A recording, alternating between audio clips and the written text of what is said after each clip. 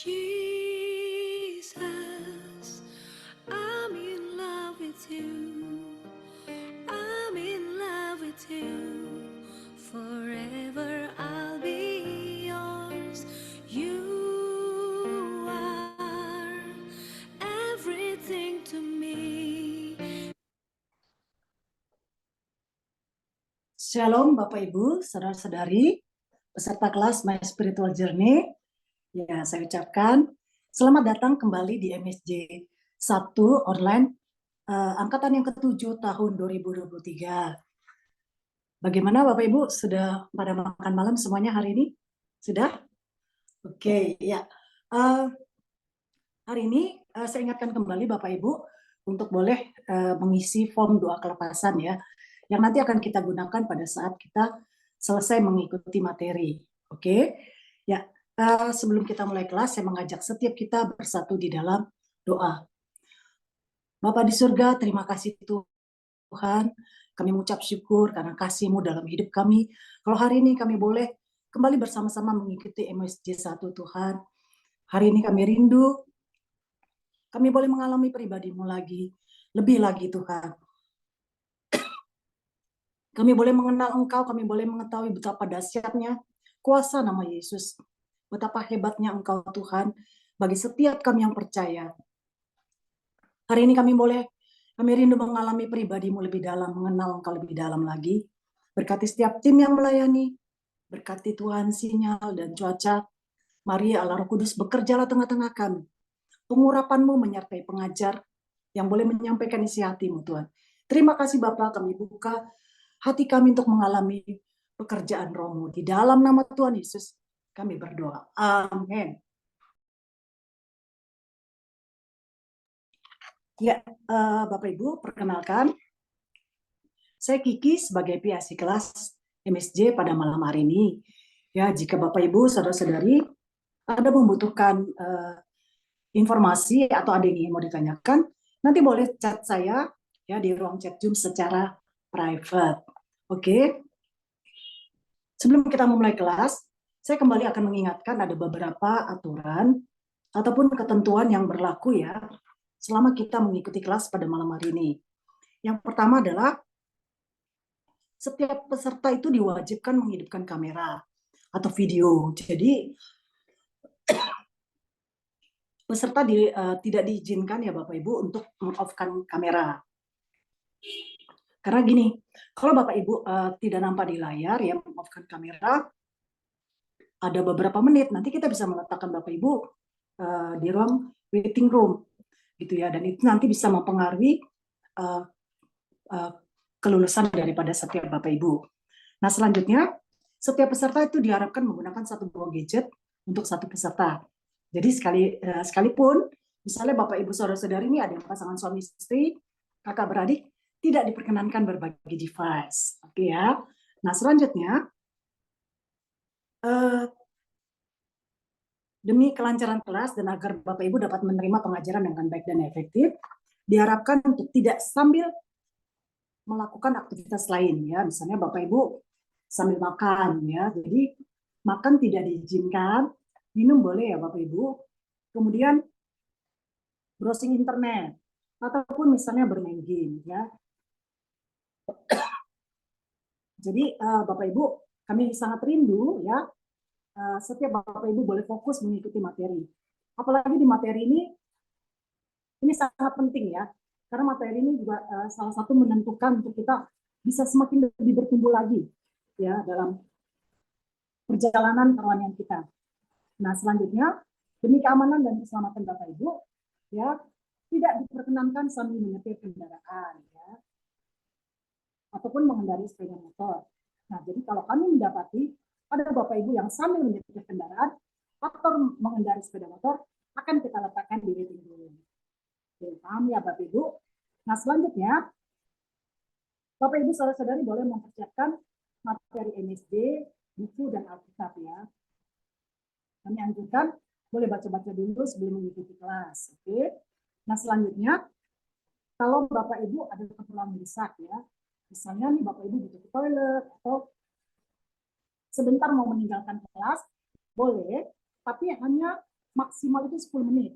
Nah, dan kameranya itu tetap harus dihidupkan. Jadi kalau kameranya nanti di off kan kami tidak bisa melihat Bapak Ibu sudah berapa lama. Nanti kami akan letakkan Bapak Ibu di ujung room, ya. Jadi tetap harus kameranya dihidupkan, dan sebelumnya boleh chat atau kepada saya ataupun kepada admin MSD di ruang chat Zoom secara private, ya Bapak Ibu. Oke. Nah, selanjutnya saat ini sebelum kita memulai kelas, saya mengajak kembali setiap Bapak Ibu untuk boleh mengucapkan moto MSD Regional Sumatera, saya harus berkualitas. Oke. Untuk itu saya mengajak setiap kita boleh yuk sama-sama mengangkat tangannya. Nanti saya akan berikan aba-aba 1, 2, 3. Ya, sama-sama kita ucapkan saya harus berkualitas, ya. Oke, Bapak Ibu, yuk ya, sebentar saja. Yuk, diangkat semua tangannya yuk, setiap peserta sama-sama yuk. Sudah? Yuk ya. 1, 2, 3. Saya harus berkualitas. Oke, thank you. Terima kasih. Ya, selanjutnya pada malam hari ini kita akan belajar ya materi membereskan masalah di masa lalu ya, yang akan diajarkan oleh PDP Redekalipi, ya, beliau adalah Kadep Edukasi Surabaya. Silakan tampilkan.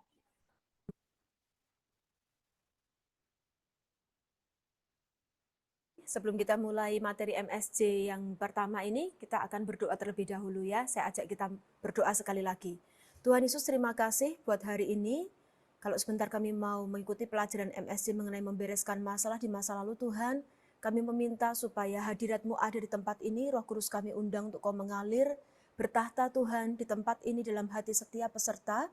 Kami berdoa di dalam nama Yesus, juga kami memintakan tutup bungkus darah Kristus atas setiap kami Tuhan, setiap peserta MSC, keluarga kami Tuhan, seluruh aspek kehidupan kami, setiap kru yang terlibat juga, Tuhan tutup bungkus dengan kuat kuasa darah Tuhan Yesus Kristus.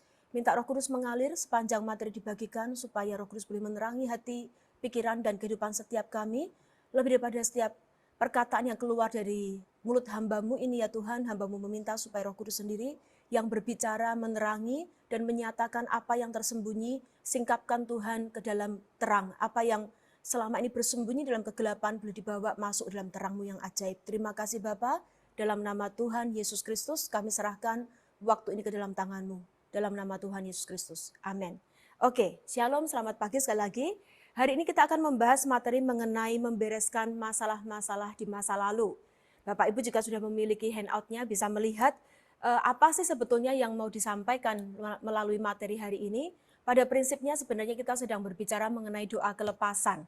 Apa itu doa kelepasan? Seringkali kalau orang berbicara mengenai doa kelepasan, maka pikirannya selalu tertuju kepada roh-roh jahat, manifestasi. Oh, aku nggak kerasukan setan kok, aku nggak perlu didoakan kelepasan. Itu adalah pandangan yang salah kaprah Bapak Ibu. Sebetulnya pada dasarnya, pada prinsipnya doa kelepasan itu berbicara mengenai doa yang menuntun atau membantu Anda dan saya untuk melakukan pertobatan yang spesifik. Garis bawahi di kata-kata pertobatan yang spesifik. Itu adalah penekanan dari doa pelepasan atau doa kelepasan. Jadi bukan bicara tentang mengusir roh-roh jahatnya. Iya, memang seringkali ada manifestasinya, ada dibarengi dengan hal seperti itu. Tapi intisarinya doa kelepasan itu berbicara mengenai menuntun setiap orang percaya untuk melakukan pertobatan yang spesifik. Kenapa hal ini diperlukan? Karena ketika seseorang menerima Tuhan Yesus sebagai Tuhan dan Juru Selamatnya, Bapak Ibu, saya yakin Anda semua sudah mengikuti sebelum ini ada materi keselamatan. Setiap kita sudah mengundang Yesus menjadi Tuhan dan Juru Selamat pribadi kita. Nah, ketika seseorang menerima Tuhan, menerima Yesus sebagai Tuhan dan Juru Selamat pribadinya, seringkali pertobatan kita itu sifatnya umum atau general. Contohnya, kita mungkin menghadiri sebuah KKR atau sebuah ibadah, kemudian di sana kita disadarkan bahwa kita adalah orang berdosa, kita butuh diselamatkan, maka kemudian kita meresponi panggilan altar call. Nah, waktu kita maju meresponi panggilan altar call itu, seringkali pendeta di depan hamba Tuhan yang memimpin jalannya ibadah itu akan menuntun kita untuk menaikkan doa menerima Tuhan Yesus. Dan di dalam doa itu biasanya dinaikkan doa pertobatan yang sifatnya general. Contohnya seperti ini, Tuhan Yesus, aku mengaku aku seorang yang berdosa.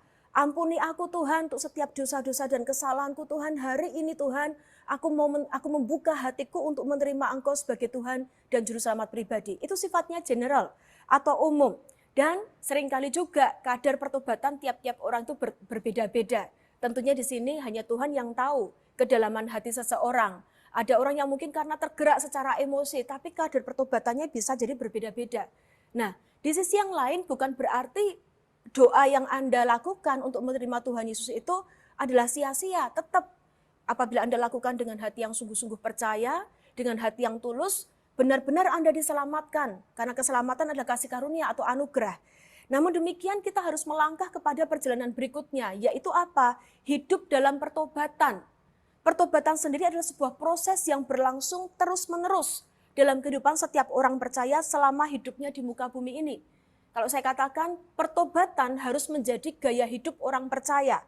Maksudnya apa? Bukan berarti setiap hari bertobat lalu berdosa lagi, jatuh bangun dalam dosa. Jadi doa pertobatan itu menjadi sesuatu yang klise atau sesuatu yang hanya diungkapkan keluar dari rutinitas. Bukan demikian, tapi maksudnya adalah memang selama kita hidup di muka bumi ini, kita ini belum bisa menjadi sempurna gitu ya. Sempurnanya nanti kalau sudah di surga nanti. Nah, oleh karena itu ada kalanya kita ini dalam kehidupan sehari-hari kita berjuang melawan dosa tertentu. Bukan berarti jatuh bangun dalam dosa yang sama lalu berulang kali bertobat di area yang sama. Namun maksudnya adalah membangun gaya hidup takut akan Tuhan dan hidup senantiasa dalam pertobatan. Niscaya kalau kita hidup dalam pertobatan setiap hari, menjadikan pertobatan sebagai gaya hidup kita, niscaya kita akan berjalan makin lama makin kuat. Kita akan menghindari dosa-dosa yang dulu kita lemah banget, sering jatuh di dalamnya. Kalau kita bertobat dengan sungguh-sungguh, itu yang saya maksud bahwa pertobatan adalah sebuah proses yang harus berlangsung terus-menerus. Sampai kita ini menjadi orang Kristen yang kuat, yang berjalan makin lama makin kuat, semakin sempurna, serupa dengan Kristus. Nah, sekali lagi karena pertobatan itu sendiri adalah gaya hidup, dan pertobatan itu adalah sebuah proses yang berlangsung terus-menerus. Di sisi yang lain, setiap dosa di masa lalu yang kita bawa sebelum kita kenal Tuhan, itu kalau kita tidak pernah bereskan, tidak pernah kita akui, tidak pernah kita bawa dalam pertobatan yang sungguh, diakui secara spesifik di hadapan Tuhan, itu bisa membuka pintu atau celah bagi iblis untuk masuk, untuk bekerja, dan mencuri sesuatu dalam kehidupan kita.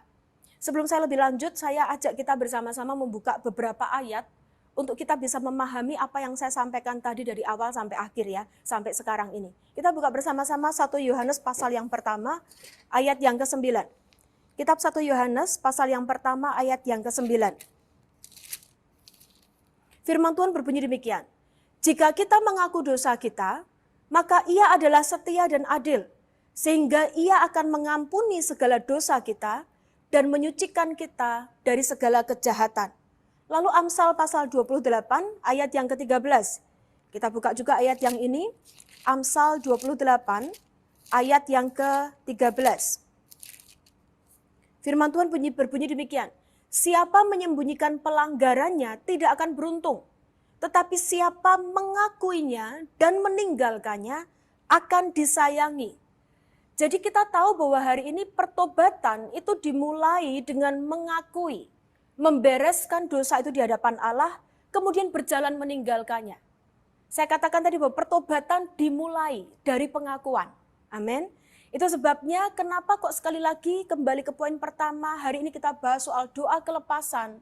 Doa kelepasan adalah doa yang membantu kita, menuntun kita untuk melakukan pertobatan yang spesifik. Di setiap area-area kelemahan, area-area dosa di masa lalu yang belum kita bereskan di hadapan Tuhan. Pada saat kita menerima Yesus sebagai Tuhan dan Juru Selamat kita. Ya. Nah, kita perlu akui itu secara spesifik. Karena firman Tuhan sendiri berkata, kalau kamu mengaku dosamu, kamu bereskan di hadapan Tuhan, Allah mengampuni. Pelanggaranmu kamu tinggalkan, kamu akan menerima rahmat anugerah. Kamu akan menerima pengampunan dosa. Amin. Sekali lagi tidak ada hubungannya dengan keselamatan. Keselamatan adalah karena kita menerima, percaya kepada Yesus. Tapi ini adalah langkah selanjutnya. Nah, kita perlu bereskan tadi saya sebut karena kalau ada dosa-dosa di masa lalu, Anda mungkin bilang, ya sudahlah, sudah terima Tuhan, tutuplah lembaran masa lalu, jangan diungkit-ungkit. Benar Bapak Ibu, mari buang lembaran masa lalu, tapi pastikan masa lalu itu sudah dibereskan. Karena kalau ada masa lalu yang belum pernah dibereskan, tapi hanya sifatnya general, cuman kita sambil lalu, tidak spesifik diakui satu persatu, itu bisa jadi celah. Bisa jadi pintu masuk bagi iblis untuk mengambil kesempatan, mengintimidasi kita, merongrong kita, atau menemukan tempat berpijak di area-area yang tidak benar-benar kita bereskan di hadapan Tuhan. Jangan lupa Bapak Ibu, Yohanes pasal 10 ayat 10 memberitahukan kepada kita mengenai sifat atau karakter dari iblis. Yohanes pasal 10 ayat 10 berbunyi demikian Bapak Ibu. Kita buka bersama-sama, kita baca. Firman Tuhan berkata, pencuri datang hanya untuk mencuri dan membunuh dan membinasakan. Aku, Tuhan Yesus, itu datang supaya mereka mempunyai hidup dan mempunyainya dalam segala kelimpahan. Iblis itu seperti pencuri. Yang namanya pencuri itu akan selalu berusaha untuk menemukan, nggak ada pintu terbuka aja dia berusaha untuk menemukan celah supaya bisa masuk dalam rumah seseorang. Apalagi kalau ada pintu-pintu dalam kehidupan kita di masa lalu, pintu-pintu dosa yang nggak pernah kita tutup, yang nggak pernah kita bereskan, yang nggak pernah kita selesaikan di hadapan Tuhan. Pintu itu masih terbuka lebar. Besar kemungkinan setiap pelanggaran yang tidak diakui itu menjadi sebuah memberikan seolah ruang atau kesempatan bagi iblis untuk kembali mencuri sesuatu dalam kehidupan Anda dan saya. Yakobus pasal 4 ayat 7, kita buka lagi satu ayat ini untuk menambahkan, untuk membekali kita lebih lanjut. Yakobus pasal 4 ayat yang ke-7 berbunyi demikian Bapak Ibu. Beberapa ayat ini saya tambahkan, tidak ada di materi Anda bisa tuliskan. Yakobus pasal 4 ayat ke-7 berbunyi demikian. Karena itu, tunduklah kepada Allah dan lawanlah iblis, maka ia akan lari daripadamu. Jadi penting sekali kita ini membawa seluruh kehidupan kita ini berdamai dengan Tuhan. Kita perlu bereskan satu persatu. Bukan Tuhan itu mau hitung-hitungan atau mau ingatkan kita. Tapi sebetulnya hal ini perlu kita lakukan untuk diri kita sendiri. Karena apa? Karena Allah memang Maha Pemurah. Allah Maha Pengasih, Allah sudah melupakan semua dosa-dosamu dan dosa-dosaku. Allah sudah membuang semua dosa kita sejauh timur dari barat. Namun satu hal Bapak Ibu yang dikasihi Tuhan, iblis tidaklah demikian. Iblis musuh kita, lawan kita adalah pencuri yang selalu mencari dan berusaha mendapatkan kesempatan. Mari kita lakukan ini untuk kita menutup pintu bagi iblis selama-lamanya. Ini adalah jalur hukum, jalur sah yang kita lakukan untuk memproteksi kehidupan kita sesuai dengan firman Tuhan. Kita akui, kita bereskan setiap dosa-dosa di masa lalu. Dengan itu firman Tuhan berkata, itu sudah dibereskan karena sudah kita akui di hadapan Tuhan. Nah, ada 3 prinsip doa kelepasan, Bapak Ibu. Yang pertama, doa kelepasan itu tadi saya sudah sampaikan, doa kelepasan esensinya adalah doa yang menuntun kita untuk melakukan pertobatan spesifik di setiap area dosa yang pernah kita lakukan di masa lalu. Tapi ada 3 prinsip yang terkandung dalam doa kelepasan. Yang pertama, doa kelepasan adalah doa untuk membereskan masalah-masalah yang menyebabkan iblis dapat masuk ke dalam hidup manusia. Yang kedua, doa kelepasan adalah doa yang membimbing seseorang untuk melakukan pertobatan secara khusus, spesifik di area tertentu dalam kehidupannya. Dan yang ketiga, setelah kita mengakui dosa kita bertobat, maka doa kelepasan juga kita pakai sebagai sarana untuk mengusir iblis dan mengakhiri dominasi iblis dalam kehidupan kita. Saya perlu tambahkan di awal, doa kelepasan bukan jawaban atas segala-galanya. Jadi Bapak Ibu jangan berpikir, oh ya sudah sekali setan diusir, sekali dosa dibereskan, saya langsung kebal sama dosa. Saya langsung kebal sama segala macam bentuk pekerjaan dan perbuatan iblis. Enggak begitu juga. Karena doa kelepasan bukan semacam mantra atau sihir gitu ya. Doa kelepasan adalah sarana. Tapi selanjutnya Anda dan saya punya tanggung jawab pribadi. Katakan tanggung jawab pribadi. Tanggung jawab Anda dan saya untuk terus menjaga hidup kita setiap hari tetap berada dalam jalan-jalan kebenarannya dan membangun roh kita kuat di dalam Dia. Jadi kalau sudah dibereskan hari ini lewat doa kelepasan, segala sesuatu di hidup Anda sudah dibereskan, jangan minta bolak-balik lakukan doa kelepasan. Ya, yang perlu dilakukan adalah hidup dalam pertobatan demi pertobatan selanjutnya. Amin, Bapak Ibu. Oke, tanpa berpanjang kata, saya akan mulai mengajak kita bersama-sama melalui materi ini, kita akan mengenali perbuatan-perbuatan dan hal-hal di masa lalu yang punya potensi untuk menjadi pintu masuk atau celah bagi iblis menguasai hidup Anda di masa lalu. Nah, sementara saya membagikan apa-apa aja sih yang bisa menjadi potensi untuk masuknya iblis di dalam hidup Anda di masa lalu, sambil Anda buka hati. Anda minta Roh Kudus menerangi. Karena perbuatan kuasa kegelapan itu selalu mencari tempat untuk bersembunyi. Ya, yang namanya kegelapan itu selalu menyembunyikan segala sesuatu. Iblis nggak mau hal-hal di masa lalu itu dibongkar-bongkar. Karena dia masih ingin mengeklaim sesuatu. Dia masih ingin mendapatkan alasan untuk mengintimidasi Anda dan saya. Tapi Tuhan selalu membawa segala sesuatu dalam terang. Amin. Dan ketika terang itu datang, kegelapan akan menyingkir. Itu ayat firman Tuhan. Oleh sebab itu hari ini sementara Anda mendengarkan materi ini sambil buka hati. Konsentrasi Bapak Ibu ya, sekalipun lewat online. Konsentrasi, buka hati, minta Roh Kudus menyelidiki. Menyingkapkan hal-hal di masa lalu yang bahkan mungkin Anda sudah lupa. Atau Anda tidak ingat, atau Anda tidak tahu. Minta supaya Roh Kudus itu nyatakan. Tujuannya membongkar bukan adalah untuk menghakimi Anda. Tapi supaya betul-betul kita bereskan setiap sampah di masa lalu kita. Oke, ada 6 hal yang bisa berpotensi untuk menjadi pintu masuk iblis dalam hidup seseorang. Yang pertama Bapak Ibu adalah penyembahan berhala.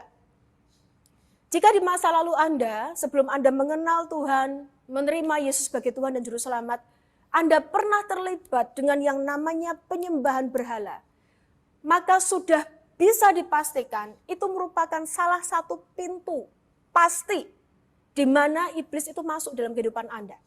Dan pintu itu harus ditutup. Dosa ini harus diakui dan dibereskan di hadapan Tuhan. Apa sih yang termasuk dengan praktek-praktek penyembahan berhala? Banyak gitu ya.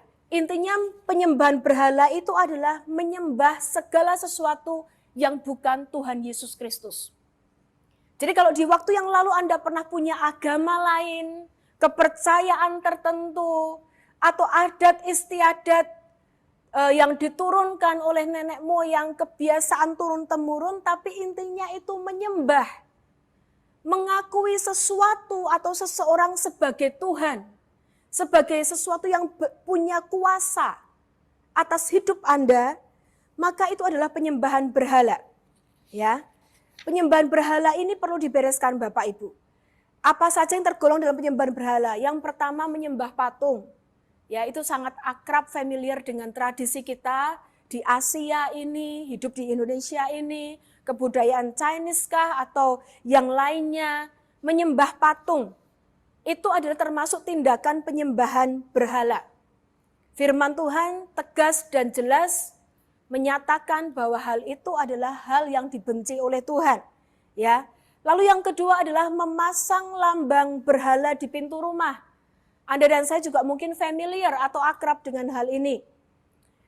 Memasang berbagai macam bentuk lambang di depan pintu rumah kita. Ada yang mungkin itu bentuknya adalah kertas, ada yang bentuknya bungkusan, atau ada yang bentuknya seperti kaca gitu ya.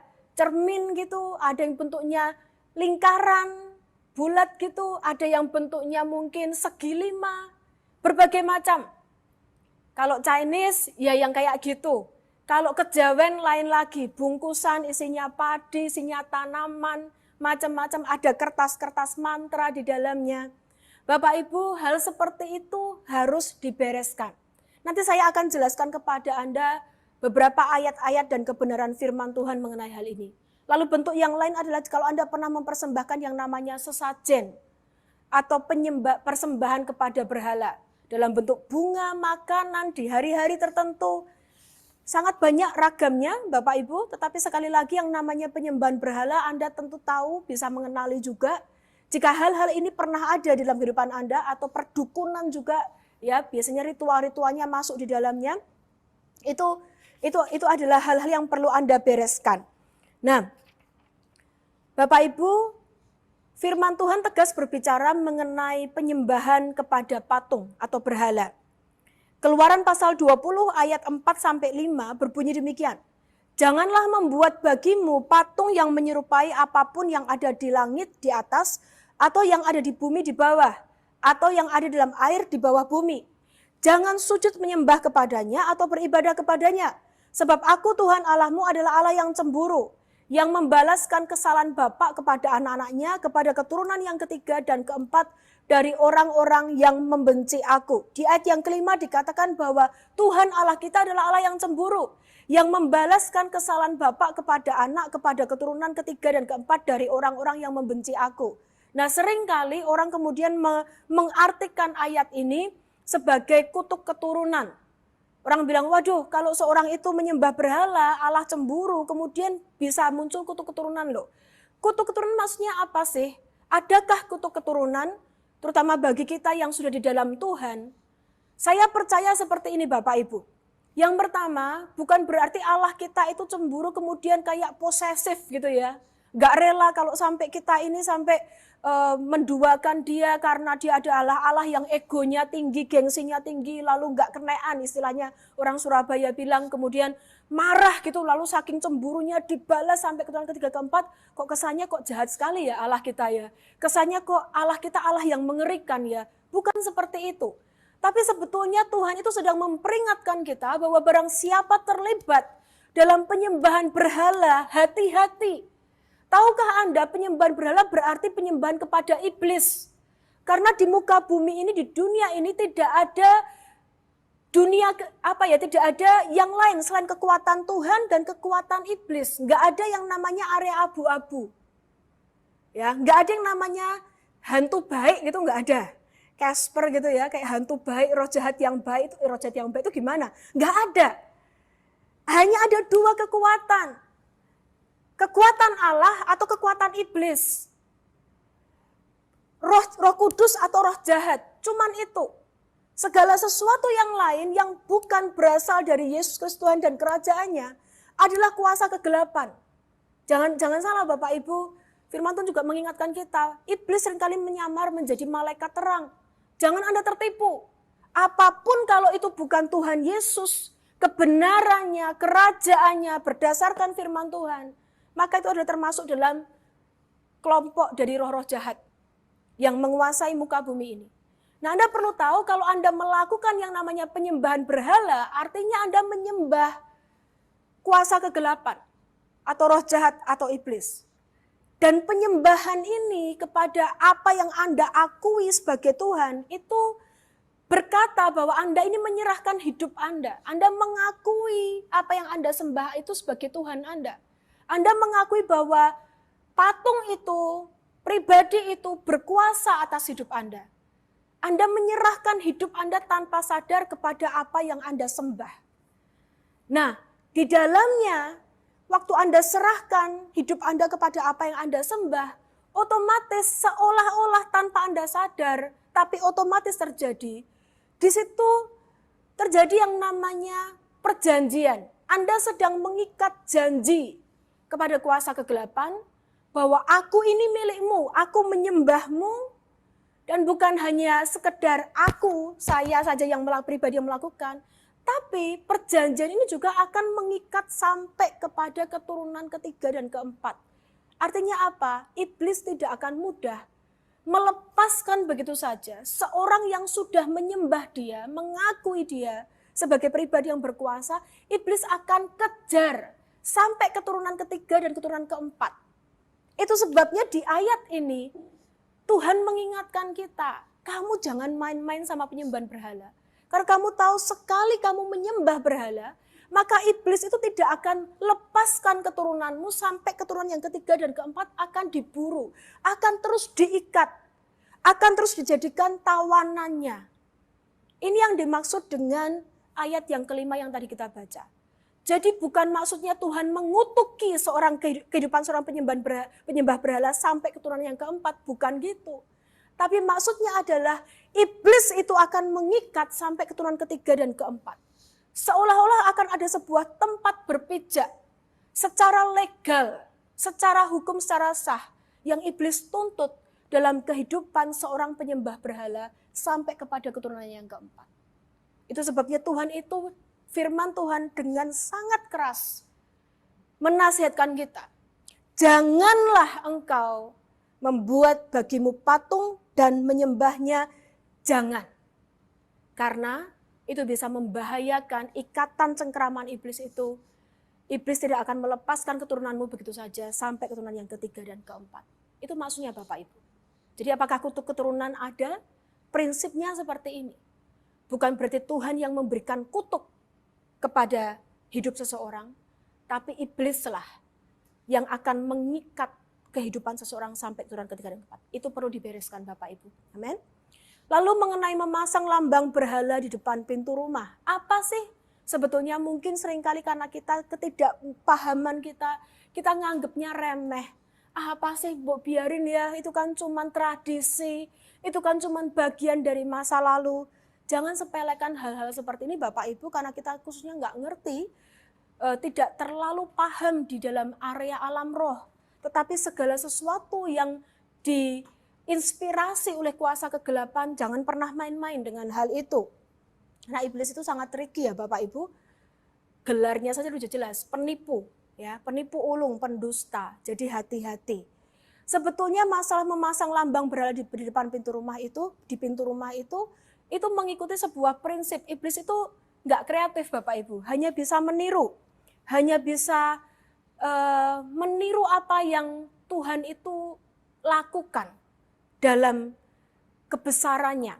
Anda ingat sebuah kisah dalam prinsip perjanjian lama, sebuah kisah ketika bangsa Israel dibawa keluar dari perbudakan di Mesir untuk dibebaskan. Waktu itu Allah Israel memberikan tulah sampai 10 gitu ya kepada bangsa Mesir supaya melepaskan Israel dari cengkeramannya. Nah Anda tahu di tulah yang ke-10 itu adalah anak sulung mati. Ya. Nah waktu Tuhan mencurahkan tulah itu atas bangsa Mesir, di malam sebelumnya Allah Israel memerintahkan kepada bangsa Israel melalui Musa untuk mengadakan Paskah, perayaan Paskah. Dengan cara apa? Bangsa Israel disuruh untuk mengoleskan darah anak domba yang mereka makan sebagai korban sembelihan malam itu, perayaan Paskah, itu darahnya dioleskan di ambang pintu setiap rumah orang Israel. Dan Tuhan memberikan pesan seperti ini, nanti malam ini, malam penghabisan, di mana engkau akan keluar dari perbudakan, aku akan membawa keluar umatku dari perbudakan Mesir. Nanti pada malam itu, aku akan mencurahkan penghukumanku yang terakhir kepada Mesir. Malaikat maut akan berjalan keliling di perkemahan Mesir dan Israel. Lalu tanda darah itu menjadi tanda. Waktu malaikat maut melihat ada tanda darah di ambang pintu sebuah rumah, itu akan menjadi tanda bagi malaikat itu bahwa ini adalah rumah penyembah Allah.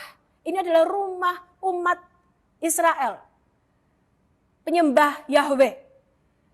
Waktu malaikat melihat ada tanda darah, dia tahu bahwa oh ini umat Tuhan. Dan di rumah itu maut malapetaka tidak menimpanya. Tapi di setiap rumah yang tidak ada tanda darahnya, di situ malaikat Tuhan menjatuhkan hukuman. Jadi lambang tanda di pintu rumah itu menjadi sebuah tanda kepemilikan. Tanda darah itu menyatakan bahwa rumah yang ada tanda darahnya ini, seisi rumahnya adalah umat Tuhan.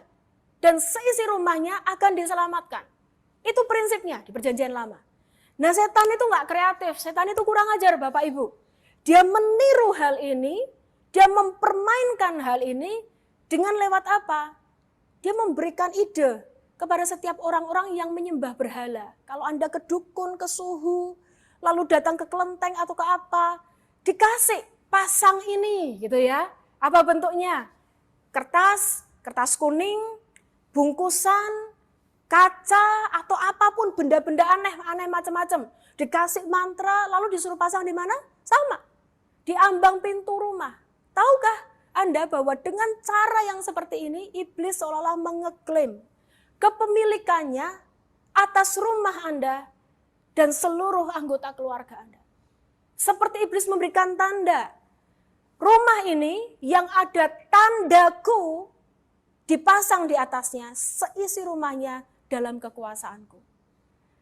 Itu sebabnya Bapak Ibu, kalau Anda dengar ini hari ini, Anda tentu tidak akan pernah membiarkan benda-benda itu masih ada di rumah Anda. Anda tidak akan menganggapnya sebagai hiasan. Dan Anda terlebih pasti akan membereskannya. Itu semacam simbol Bapak Ibu. Simbol tanda di alam roh. Meterai di alam roh. Bahwa barang siapa memiliki lambang tanda itu di pintu rumahnya adalah milik kuasa kegelapan. Jadi kalau hari ini Anda terutama sudah ditebus, sudah percaya kepada Yesus, jangan pernah biarkan ada benda-benda asing di rumah Anda yang belum dibereskan. Yang terutama bukan sekedar mencabut dan membereskan, tapi bereskan di hadapan Tuhan. Akui dosa, akui secara spesifik, dan kita bereskan hal itu sama-sama. Amin. Oke, saya akan masuk kepada poin yang kedua. Jadi yang pertama tadi adalah penyembahan berhala adalah salah satu pintu yang bisa menjadi pintu masuk bagi iblis dalam kehidupan Anda di masa lalu. Itu perlu dibereskan. Yang kedua adalah okultisme. Biasanya Bapak Ibu yang namanya penyembahan berhala, okultisme itu seringkali satu paket ya. Dekat sekali. Okultisme adalah kepercayaan kepada kekuatan gaib yang dapat dikuasai manusia dengan laku-laku tertentu yang atau hal-hal yang berbau mistik. Jadi kalau okultisme ini lebih kepada ilmu-ilmu gelap ya, atau ya itu tadi, praktek-praktek okultisme adalah praktek-praktek sihir atau magic yang seringkali disertai dengan mantra-mantra untuk melakukan atau menghasilkan sesuatu dari kekuatan gaib. Jangan pernah main-main dengan kekuatan gaib.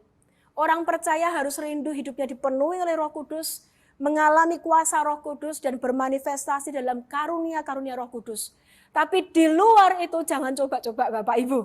Jangan main-main, jangan ikut-ikutan, jangan iseng. Karena Anda sedang bermain-main dengan kuasa kegelapan. Dunia mengenal katanya ada yang namanya white magic dan black magic. Seperti hantu putih sama hantu hitam gitu ya. Setan jahat sama setan baik, gak ada itu. Semua kuasa dan kekuatan yang mengandalkan kekuatan lain selain kekuatan Roh Kudus, kekuatan yang bersumber dari Tuhan Yesus, semuanya adalah kekuatan kuasa gelap. Loh tapi ini baik kok, ini adalah untuk penyembuhan. Bapak Ibu Anda sudah tahu, iblis adalah pendusta, pencuri, dan betul-betul seorang penipu yang sangat licik sekali. Seolah-olah disembuhkan, tapi tidak lewat kekuatan Roh Kudus, tidak lewat kuasa nama Yesus, tapi lewat kekuatan dan kuasa yang lain. Dan sembuh tuh, ya mungkin sembuh di area itu, tapi bocor di area lain Bapak Ibu. Ada tulah, ada kutuk yang iblis tinggalkan atas keluarga Anda di area lain. Iblis gak pernah memberi, iblis selalu mencuri, merampok, membunuh, dan membinasakan, itu targetnya. Jadi Bapak Ibu sekali lagi, Anda sudah menjadi orang percaya hari ini. Jika Anda sungguh-sungguh percaya kepada Tuhan, tinggalkan sama sekali. Jangan pergi mencari bantuan kepada area-area spiritual yang Anda tahu tidak bersumber dari Tuhan. Tidak berasal daripada Tuhan, Roh Kudus, dan kebenarannya. Anda harus benar-benar bersihkan hidup Anda dari area-area ini. Jenis-jenis praktek okultisme Bapak Ibu, perdukunan, sihir atau magic, tenung atau teluh, memanggil arwah, ramalan, bukan lamaran ya Bapak Ibu, tapi ramalan, jimat-jimat, benda-benda pusaka, tenaga dalam, tarian magic. Bapak Ibu kalau Anda punya jimat-jimat, mungkin ada di rumah Anda hari ini, bereskan itu Bapak Ibu. Bereskan itu Anda bisa bawa nanti ke gereja untuk, gak akan kami jual, gak akan kami manfaatkan, kami akan musnahkan. Kami akan doakan supaya itu bisa dimusnahkan. Anda perlu bereskan hal seperti ini. Meminta bantuan kepada kuasa kegelapan, itu adalah area okultisme. Melakukan sesuatu di area sihir dan segala macam. Itu bermain-main dengan kuasa kegelapan Bapak Ibu, jangan lakukan ini. Anda bisa baca nanti kemudian di materinya ya, ada banyak sekali soalnya penjabarannya di sini. Tapi mungkin saya mau berikan satu kesaksian untuk bisa membuat Anda memahami area ini lebih lanjut ya. Papa mertua saya sering cerita ini Bapak Ibu karena memang sudah lama kisahnya ya. Papa mertua saya itu sudah almarhum hari ini adalah seorang yang cinta Tuhan. Keluarga mertua saya ini, jadi keluarga suami saya ini adalah keluarga Kristen dari sejak kecil ya. Papa mama itu sudah bergereja, aktif, cinta Tuhan, bahkan melayani Tuhan, jadi pendoa syafaat pula. Jadi mereka berdua adalah anak-anak Tuhan yang luar biasa. Nah, cuman ada satu masa di dalam kehidupan papa mertua saya, waktu itu ada usaha yang dibangun toko besi di salah satu kota kecil di Jawa Tengah. Kemudian berhasil Bapak Ibu, tapi sampai satu titik usahanya ini bangkrut, mengalami kerugian sampai rumahnya itu disita oleh bank. Usaha yang dibangun, yang sukses, jatuh dalam sekejap.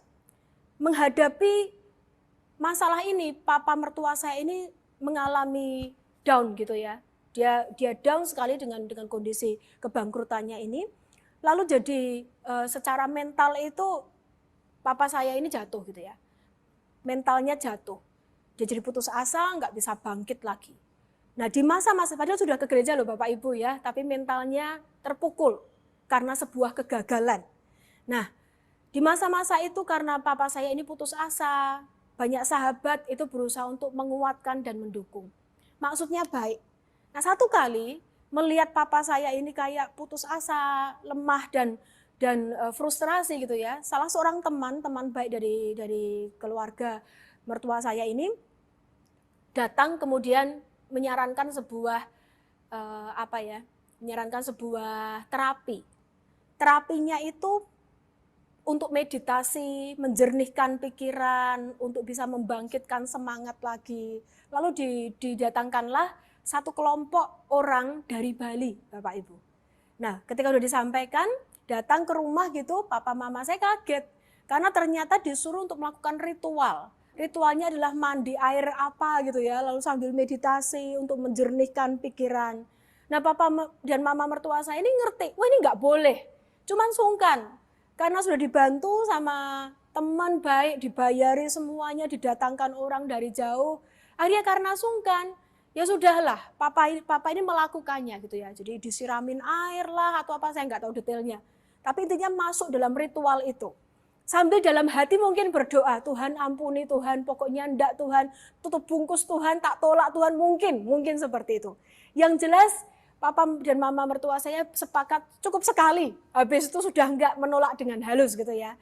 Dan kemudian berpikir bahwa sudahlah, hal ini kan enggak apa-apa. Artinya kita sudah minta ampun ya, sudah selesai lah ya. Tuhan ngerti lah ya, sudah selesai.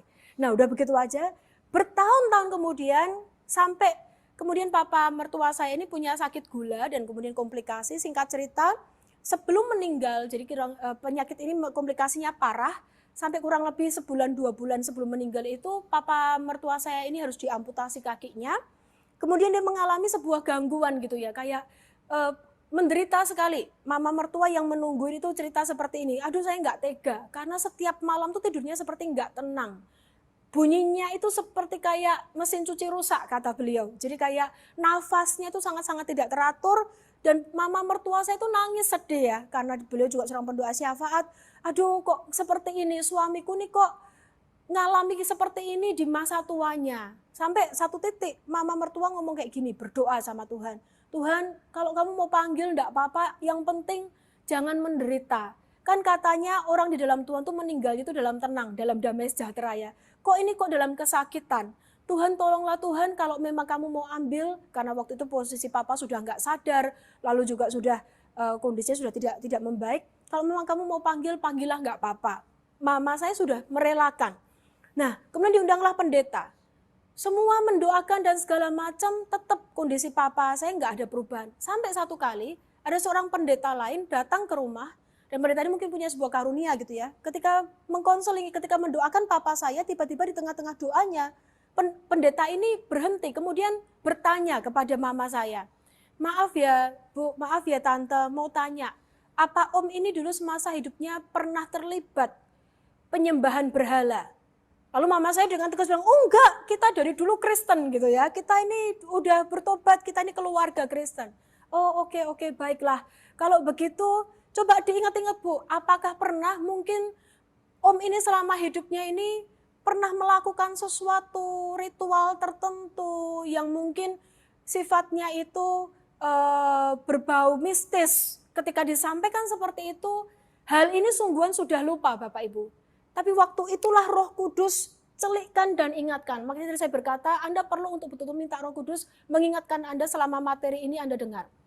Tiba-tiba seperti mama saya ini teringat hal yang betul-betul sudah nggak kepikiran. Oh iya pernah dulu, tapi cuma sekali aja. Yaitu ritual yang mandi kembang itu. Cuma sekali aja, dan waktu itu kita tuh enggak betul-betul dari hati itu karena teman ngaturkan bla bla bla bla. Sehingga cerita sama pendeta itu kemudian menangkap hal ini, kemudian akhirnya dibimbinglah papa mertua saya dalam kondisi tidak sadar, sudah dalam kondisi koma, dibimbing untuk melakukan doa pertobatan spesifik. Maksudnya apa? Hal ini diakui secara spesifik.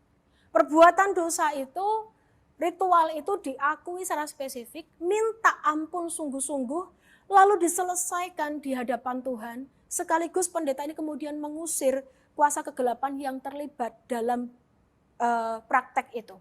Bapak Ibu tahu, percaya nggak percaya, yang terjadi adalah begitu didoakan, langsung mesin cuci rusak, bunyi yang sangat keras di dalam pernafasan tiba-tiba berhenti, dan papa saya ini dalam kondisi tetap nggak sadar bisa bernafas dengan normal. Benar-benar seperti kelepasannya itu begitu nyata. Langsung bisa nafasnya normal, kemudian 1 jam kemudian atau beberapa jam kemudian, tidak pakai lama, papa saya berangkat dengan tenang, meninggal. Dan ini menjadi sebuah kesaksian yang luar biasa. Siapa sangka, siapa nyana. Benar saya teringat firman Tuhan yang berkata bahwa iblis itu seringkali sudah dia mencobai Tuhan Yesus di padang gurun, dan Tuhan Yesus tidak memberikan kesempatan, iblis kalah. Dikatakan dengan jelas di Alkitab, iblis mengundurkan diri, menunggu waktu yang tepat. Anda boleh jadi seorang yang sudah percaya yang lama, tapi kalau ada hal-hal yang belum benar-benar dibereskan, iblis akan selalu mencari tempat berpijak, tempat bersembunyi, dan dia tunggu pada waktu yang tepat, seringkali di saat-saat terakhir untuk merongrong, untuk menuntut. Ya, iblis itu pendakwa. Dia seringkali menuntut bahkan di akhir ajal kita. Dia seringkali menuntut untuk hal-hal yang dia rasa dia masih punya hak atasnya. Itu sebabnya firman Tuhan menasihatkan kita hari ini untuk membereskan setiap hal di masa lalu. Jangan main-main Bapak Ibu, jangan beri kesempatan bagi iblis. Amin. Ramalan itu juga sesuatu yang seringkali terutama anak-anak muda ya, biasanya iseng-iseng berhadiah. Tapi jangan main-main Bapak Ibu, jangan main-main teman-teman ya, saudara-saudara semua. Jangan main-main dengan yang namanya ramalan. Kayaknya iseng, tapi waktu Anda baca itu memberikan sebuah perkataan tak tertulis, bahwa Anda mungkin tertarik atau Anda percaya. Lah kalau Anda tidak percaya, kenapa kok Anda harus baca? Jangan main-main dengan hal seperti itu. Lalu yang ketiga adalah perbuatan kecemaran. Perbuatan kecemaran adalah segala sesuatu yang intinya adalah dosa, Bapak Ibu ya. Perbuatan kecemaran itu berbicara mengenai segala perbuatan dosa yang kita lakukan, ya. Prinsipnya Bapak Ibu, dosa itu memisahkan manusia dari Tuhan. Dan jika manusia terpisah dari Allah, maka ada ruang bagi iblis untuk bekerja, untuk melakukan sesuatu di hidup kita. Karena kita jauh dari Tuhan, karena kita terpisah dari Allah. Ada kesempatan bagi iblis. Yang termasuk dalam golongan perbuatan kecemaran di sini memang secara khusus itu berbicara mengenai dosa seksual. Ya, secara khusus saya mau bahas terutama mengenai dosa seksual. Dosa itu luas sekali sifatnya, tapi di poin yang ketiga ini saya mau bahas secara khusus mengenai dosa seksual. Bapak Ibu, yang termasuk dalam golongan perbuatan dosa seksual adalah pornografi, seks di luar nikah, ya, atau seks yang tidak sah dengan pasangannya, perselingkuhan, lesbian dan homoseks, hubungan seks dengan hewan, dan perbuatan-perbuatan dosa lainnya. Bapak Ibu, jangan main-main dengan dosa perzinahan atau dosa percabulan. Kenapa? Karena dosa yang satu ini, semua dosa sama Bapak Ibu, tidak ada dosa besar, dosa kecil. Tidak ada dosa yang istimewa, semua dosa yang akan, kalau tidak kita bereskan, akan membawa kita ke neraka. Tapi memang ada sebuah karakteristik di dalam dosa seks. Kita buka bersama-sama 1 Korintus pasal yang ke-6, ayat 12 sampai 20.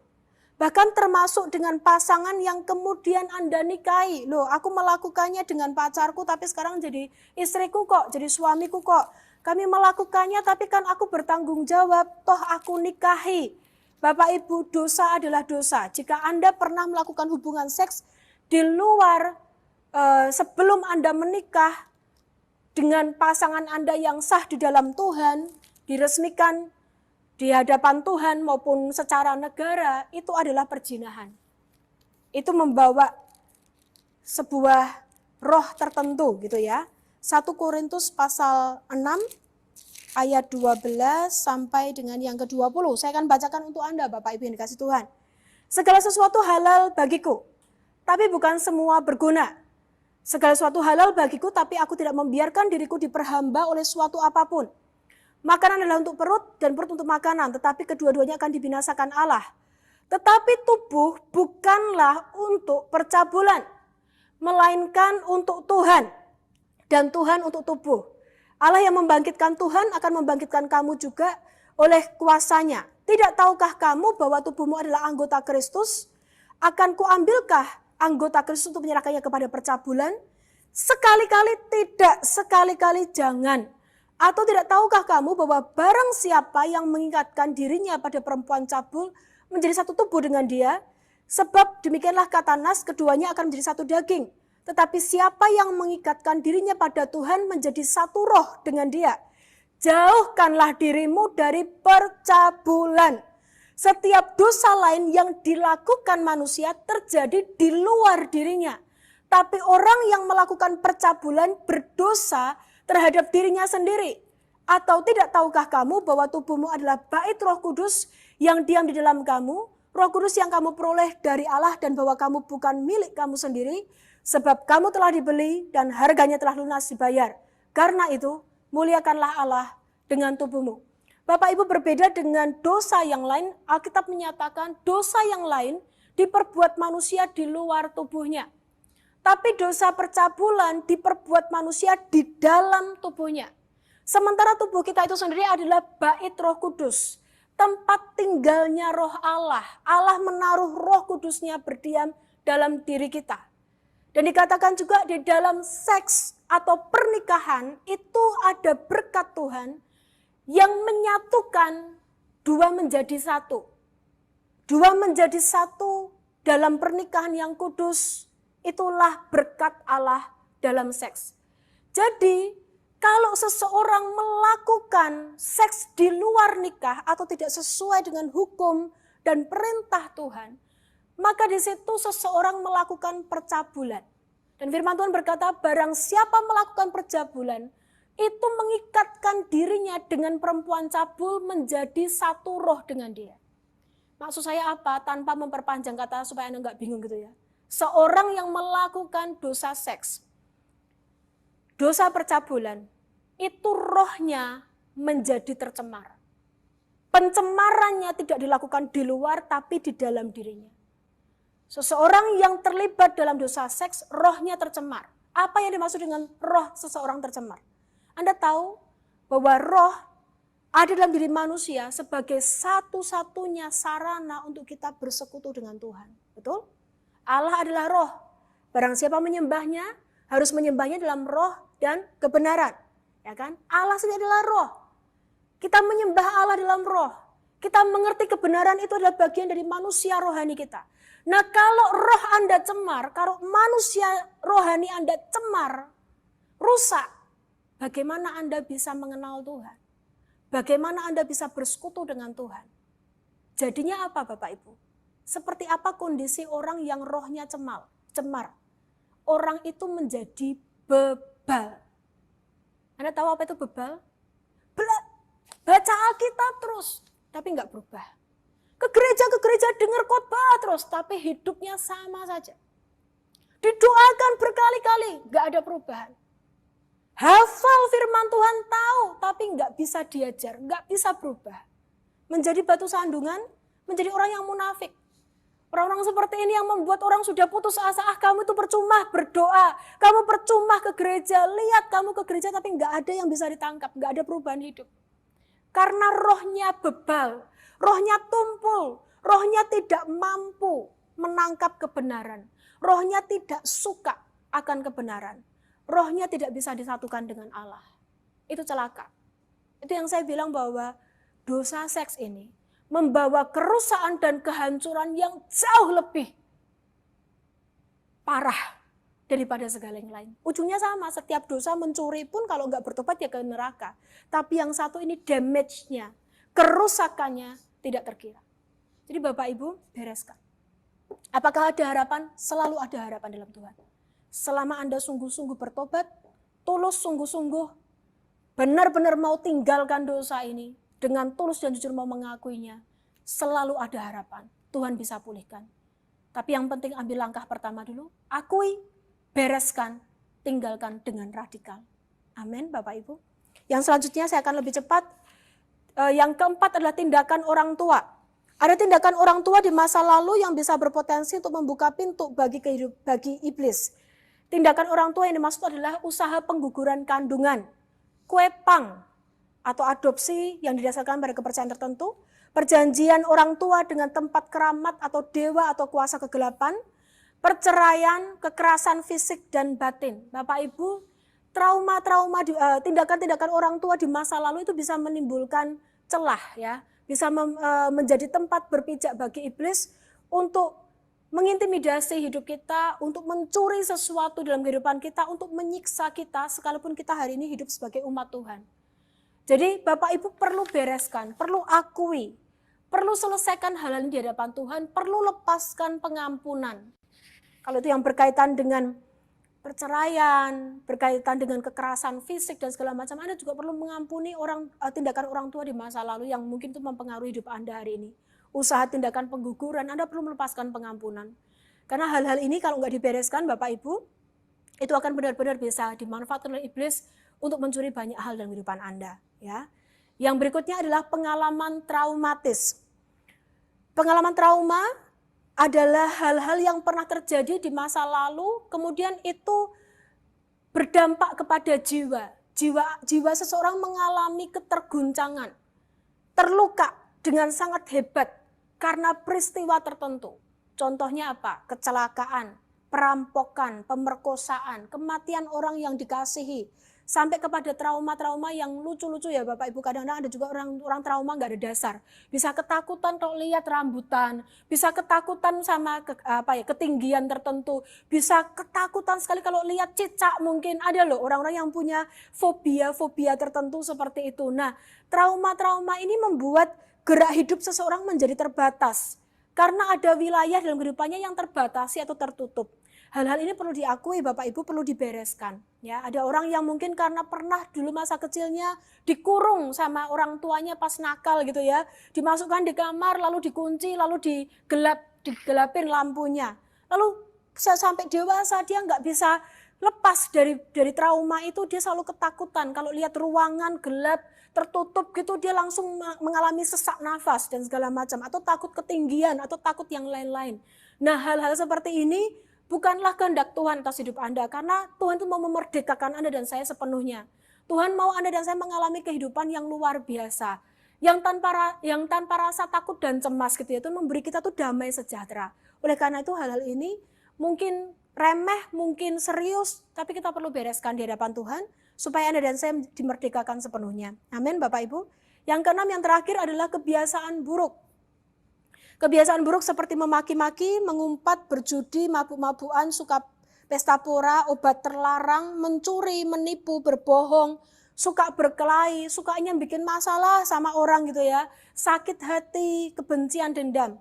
Galatia 5 ayat 19-21 menuliskan daftar dosa-dosa itu atau kebiasaan-kebiasaan buruk itu. Dikatakan demikian, perbuatan daging telah nyata, yaitu percabulan, kecemaran, hawa nafsu, Penyembahan berhala, sihir, perseteruan, perselisihan, iri hati, amarah, kepentingan diri sendiri, percideraan, roh pemecah, kedengkian, kemabukan, pesta pora, dan sebagainya. Terhadap semuanya itu kuperingatkan kamu, seperti yang telah kuperbuat dahulu, bahwa barang siapa melakukan hal-hal demikian, ia tidak akan mendapat bagian dalam kerajaan Allah. Jadi Bapak Ibu ini berkaitan dengan kebiasaan. Itu jadi gaya hidup Anda, sukanya ngumpat, sukanya judi, dan Anda nggak bisa lepas dari itu. Bukan sekali-kali, bukan karena gagal bertobat lalu lepas, tapi kayak terus-terusan Anda terikat dengan hal seperti ini. Mabuk-mabukan, suka pesta pora, obat-obatan terlarang. Hal ini kalau Anda terus ada dalam hidup Anda, artinya ada hal yang membebani Anda nggak bisa mengalami kehidupan yang sungguh-sungguh baru di dalam Tuhan. Ini perlu dibereskan. Ini berbicara mengenai kecanduan, berbicara mengenai keterikatan, ada peranan roh jahat di dalamnya. Ya, nah Bapak Ibu yang dikasih Tuhan, semua hal ini perlu kita bereskan. Kenapa? Karena apabila kita tidak bereskan setiap masalah-masalah di masa lalu ini, maka masalah-masalah ini akan menjadi penghalang untuk pertumbuhan rohani kita di hadapan Tuhan. Ya, jadi ada banyak orang Anda sudah di dalam Tuhan, Anda sudah diselamatkan, bahkan sudah dipenuhi Roh Kudus dengan tanda berbahasa roh. Tapi masalah di masa lalu ini, sampah-sampah ini nggak pernah benar-benar diselesaikan di hadapan Tuhan. Nggak pernah ditempuh jalur hukumnya. Selesai, notariatan gitu ya, secara notaris diselesaikan.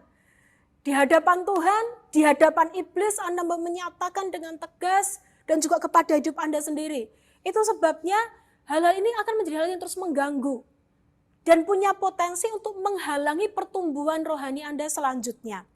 Amin Bapak Ibu. Jadi mari kita selesaikan masalah-masalah di masa lalu itu hari ini, saat ini, melalui materi ini. Bagaimana caranya kita bisa menerima kelepasan? Lalu apa yang akan kita lakukan sekarang? Oke Bapak Ibu, sesudah Anda mendengarkan penjabaran semua ini, saya yakin Roh Kudus juga akan mengingatkan Anda hal-hal yang muncul di hati Anda, di hidup Anda. Jujurlah dan terbukalah Bapak Ibu. Ya, ini adalah untuk kebaikan dan kepentingan Anda sendiri. Sama sekali Tuhan itu nggak pernah mendakwa atau menghakimi dengan tidak adil gitu ya.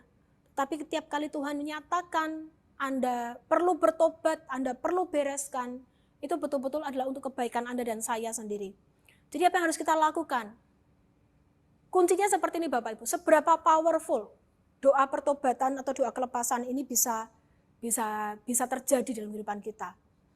Powerful selama kita lakukan di dalam nama Tuhan Yesus. Dan yang kedua, kita harus bertobat sungguh-sungguh, kesungguhan kita itu penting. Kita sadar bahwa kita butuh dilepaskan dan mau dilepaskan. Lalu kita juga mau jujur, mau terbuka, mau mengakui, dan kita percaya, punya iman, bahwa kuasa Yesus lebih besar dari segala macam ikatan dosa dan problem di masa lalu. Percaya bahwa kuasa Yesus sanggup membebaskan, percaya bahwa hati Yesus sangat mau mengampuni dan memulihkan, percaya, walaupun mungkin kalau ngomong soal akibat-akibatnya butuh waktu, butuh proses. Bukan kayak semacam sulap atau sihir. Tapi yang namanya pengampunan, kelepasan, itu bisa diberikan oleh Tuhan saat ini juga. Amin. Nah, apa yang akan kita lakukan selanjutnya? Kita akan melakukan yang namanya doa kelepasan. Siapa yang melakukan doa kelepasan? Anda sendiri. Ya, setiap kita masing-masing. Ya, tidak selalu harus didoakan hamba Tuhan. Tapi setiap kita bisa melakukan yang namanya doa kelepasan. Dan memang doa kelepasan ini nggak bisa diwakilkan. Harus kita sendiri yang melakukannya. Kenapa? Ingat, doa kelepasan pada intinya adalah berbicara mengenai doa pertobatan yang spesifik. Jadi Anda dan saya yang harus melakukannya sendiri. Kan dosa-dosanya saya. Ya saya dong yang harus mengakuinya. Saya yang harus membuat keputusan. Saya yang harus berdoa. Peranan hamba Tuhan dan pelayan-pelayan Tuhan hanyalah untuk meneguhkan. Amin. Ya. Lakukan sungguh-sungguh dari hati, Tuhan itu dengar setiap seruan kata-kata yang, dan Tuhan itu sanggup menilai kesungguhan hati Anda dan saya. Kuncinya di situ Bapak Ibu. Selama Anda dan saya sungguh-sungguh bertobat, sungguh-sungguh mau selesai, sungguh-sungguh mau tinggalkan, sungguh-sungguh mau menyesal dan mengakuinya di hadapan Tuhan, Tuhan dengar, Tuhan ampuni, Tuhan bebaskan. Amin. Ya. Dan harus sungguh-sungguh percaya juga. Sudah sungguh-sungguh bertobat, sungguh-sungguh menyesal, tapi nggak percaya, ya susah Bapak Ibu. Anda harus punya iman bahwa Tuhan Yesus sanggup untuk membebaskan Anda. Oke. Nah, setelah ini saya akan bimbing kita semua untuk melakukan doa kelepasan. Gimana sih cara melakukannya? Ada 4 step Bapak Ibu. Gampang sekali. 4 step itu bukan seperti formula gimana ya, tetapi atau mantra enggak. Tapi prinsip-prinsipnya saya kasih tahu kepada Anda. Apa yang kita lakukan untuk melakukan doa kelepasan. Doa kelepasan itu doanya gimana sih? Doanya kayak gini Bapak Ibu. Yang pertama adalah akui dosa Anda. Jadi doa kelepasan itu yang pertama langkahnya adalah mengakui dosa. Yang kedua, minta ampun. Yang ketiga, putuskan hubungan dengan dosa itu dan dengan segala macam roh yang terkait dengan dosa itu. Yang keempat, usir roh-roh yang bersangkutan. Ya, bisa Bapak Ibu, saya ulangi ya. Yang pertama apa? Mengaku dosa. Yang kedua, minta ampun. Yang ketiga, putuskan hubungan. Yang keempat, usir dalam nama Yesus. Saya akan berikan contoh untuk Anda ya. Formulir doa kelepasan sudah Anda terima tentunya, dilampirkan juga di dalam materi ini. Jadi contohnya di formulir ini Anda melihat di situ ada beberapa checklist. Misalnya, saya akan berikan waktu nanti untuk setiap Bapak Ibu Saudara bisa mengisi formulir ini, Anda cek, Anda isi apa-apa saja yang sudah pernah Anda lakukan di masa lalu. Jadi formulir ini tujuannya adalah untuk menjadi alat bantu, tuntunan buat Anda untuk bisa mendaftar, menjadi list buat Anda untuk mengetahui apa-apa aja yang pernah Anda terlibat di masa lalu gitu ya. Contoh saya pernah terlibat dalam penyembahan berhala, maka yang saya lakukan ketika saya berdoa adalah seperti ini. Tuhan Yesus, aku mengaku bahwa aku pernah menyembah arwah nenek moyang dan memelihara benda-benda untuk memuja orang mati. Aku minta ampun Tuhan untuk tindakan penyembahan berhala yang aku lakukan. Saat ini aku nyatakan aku putuskan hubungan dengan segala macam roh yang terlibat dengan penyembahan berhala yang pernah aku lakukan di waktu yang lalu. Dan saat ini dengan otoritas dan kuasa di dalam nama Tuhan Yesus Kristus, aku usir setiap roh-roh jahat yang terlibat dengan penyembahan arwah nenek moyang di masa laluku. Dalam nama Yesus Tuhan, aku usir kau keluar. Ya, itu contohnya. Jadi langkahnya sederhana, mengaku, minta ampun, memutuskan hubungan, dan mengusir. Dan itu Anda lakukan satu persatu untuk setiap checklist yang Anda isi. Setiap poin yang Anda isi, setiap dosa yang pernah Anda lakukan, Anda doakan satu persatu dengan hati yang sungguh-sungguh di hadapan Tuhan, bereskan itu di hadapan Tuhan, dan kemudian benar-benar deklarasikan posisi Anda di hadapan iblis, bahwa Anda sudah memutuskan hubungan dan mengusirnya di dalam nama Tuhan Yesus, dan Anda punya otoritas untuk melakukannya karena Anda adalah anak Allah. Anda adalah umat Tuhan yang sudah dibenarkan. Tuhan memberikan otoritasnya kepada Anda dan saya untuk mengusir roh-roh jahat di dalam nama Tuhan Yesus Kristus. Anda adalah orang benar, Anda adalah umat tebusan, jangan lupakan itu. Itu sebabnya Anda punya kuasa untuk menyelesaikan hal ini, untuk mengusir roh-roh jahat yang mencoba untuk mengambil keuntungan di hidup Anda. Bapak Ibu, saya berharap bahwa apa yang saya sampaikan ini bisa Anda mengerti dengan baik. Sebentar ini nanti kita akan masuk dalam sesi doa.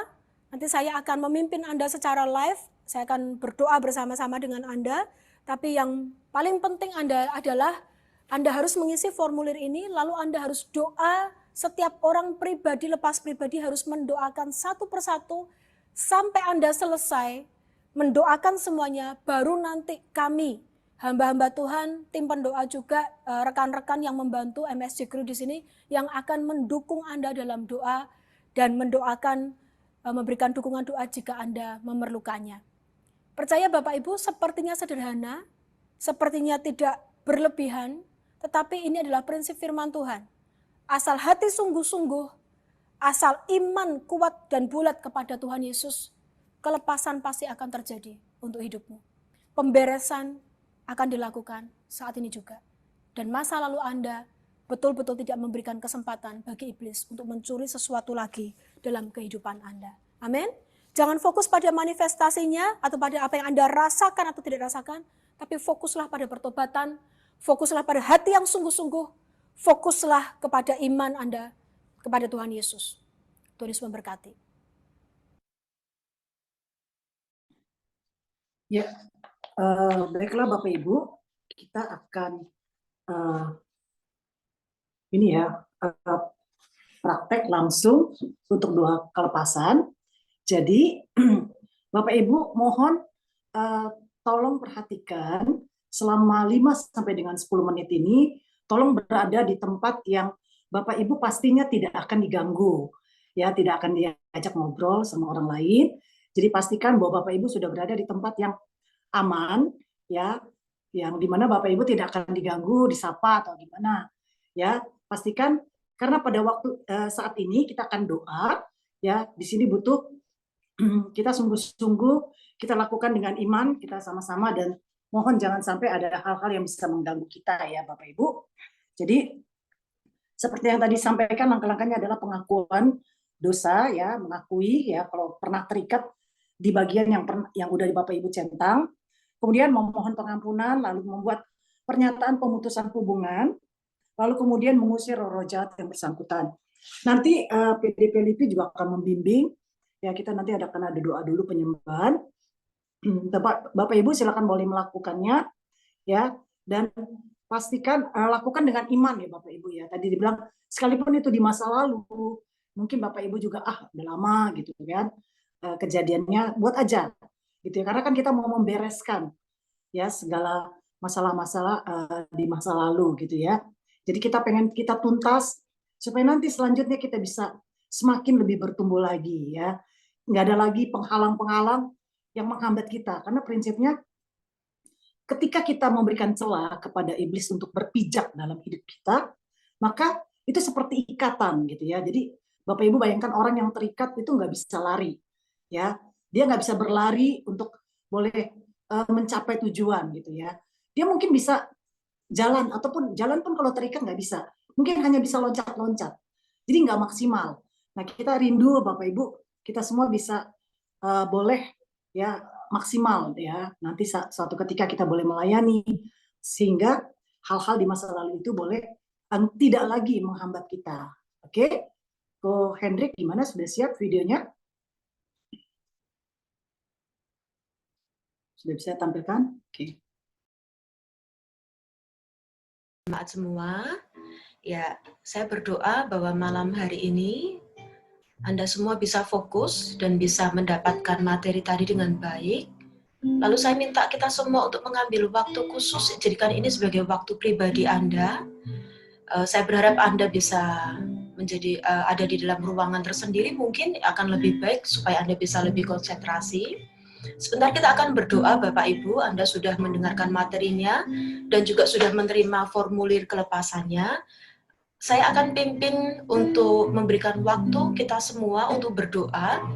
Saya akan pimpin dulu, lalu Anda nanti masing-masing setelah saya doakan, amin, lalu setiap orang mulai mengisi formulir yang ada seperti instruksi tadi. Dan setelah Anda isi, mari setiap orang mulai berdoa, ya. Doanya seperti yang tadi dijelaskan. Pertama pertama mengakui dosanya, minta ampun, putuskan hubungan, dan usir. Setiap orang masing-masing berdoa sesuai dengan checklistnya sendiri-sendiri. Percaya Bapak Ibu, jika Anda lakukan doa ini dengan segenap hati, dengan hati yang sungguh-sungguh, Tuhan Yesus hadir. Di mana Anda berada, Roh Kudus ada, dan Anda akan mengalami sesuatu dalam hadirat Tuhan malam hari ini. Amin. Saya pimpin dalam doa, ya. Roh Kudus, Engkau mengalir, malam hari ini kami undang Engkau Tuhan. Kami undang Engkau Tuhan Yesus untuk hadir di setiap rumah, di setiap ruangan kamar, di mana setiap peserta MSJ ini ada, Tuhan. Hamba-Mu berdoa, terangi kehidupan setiap kami, dan biar sungguh-sungguh keluar dari hati yang benar-benar bertobat, hati yang rendah hati yang mau mengakui segala sesuatunya, mau hidup benar di hadapan Tuhan. Biar setiap peserta malam hari ini boleh mulai berurusan, menaikkan doa-doa mereka, melakukan pertobatan yang spesifik di hadapan Tuhan, dan Engkau mendengar setiap doa yang dinaikkan Tuhan sekalipun dalam hati, dan Engkau memperhitungkan itu menjadi kebenaran bagi hidup mereka, ya Tuhan. Dan hamba-Mu meminta supaya kuasa Roh Kudus mulai mengalir, kuasa Roh Kudus yang akan memerdekakan dan membebaskan dan memulihkan kehidupan setiap kami. Terima kasih Bapa, hamba-Mu serahkan waktu ke depan ini sepenuhnya ke dalam tangan-Mu, di dalam nama Tuhan Yesus Kristus. Amin. Silakan Bapak, Ibu, Saudara, Anda bisa mulai mengisi formulir yang ada. Setiap kita, nggak ada satupun yang bengong ataupun sibuk sendiri gitu ya. Tapi mulai isi, termasuk teman-teman dari AOG juga. Di sini ada banyak peserta yang mungkin masih muda-muda, tapi Jelipi percaya bahwa firman Tuhan itu berbicara kepada segala usia. Jadi mari pakai waktu ini dengan sungguh-sungguh di hadapan Tuhan. Oke? Setelah Anda mengisi, Anda bisa mulai doakan satu persatu. Saya akan pimpin pujian penyembahan dari tempat ini. Semuanya nggak usah ikut nyanyi, semuanya isi aja dan doa aja, ya. Setiap orang berdoa. Syakarana maralaya namaya sande, inaralaya namaka sande. Inaralayana maralayana masanamu, Syakarana marabaramana maramana manamana. Di hadirat-Mu aku puas, di hadirat-Mu aku bebas, di hadirat-Mu ada terang kehidupanku, pernyataan kuasa kekuatan-Mu. Di hadirat-Mu ku datang, persembahkan lagu di hadapan Rajaku. Di hadirat-Mu aku puas, di hadirat-Mu aku bebas, di hadirat-Mu ada terang kehidupanku, pernyataan kuasa kekuatan-Mu. Oh, di hadirat-Mu ku datang, persembahkan lagu di hadapan Rajaku. Kami undang terang-Mu datang, ya Tuhan Yesus, dalam kehidupan setiap peserta MSC malam hari ini. Terang-Mu datang. Inamarala bakarala namaralaya labaka. Roh Kudus, ingatkan segala sesuatu yang pernah kami lakukan di masa lalu kami. Roh Kudus, terangi. Inamarala namaya sande, inaralaya nasana makanamu. Di hadirat-Mu aku puas, di hadirat-Mu aku bebas, di hadirat-Mu ada terang kehidupanku, pernyataan kuasa kekuatan-Mu. Oh, di hadirat-Mu ku datang, persembahkan lagu di hadapan Rajaku.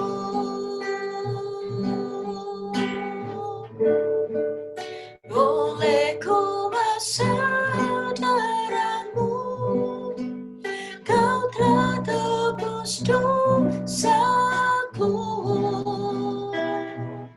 kekudusan-Mu melingkupiku.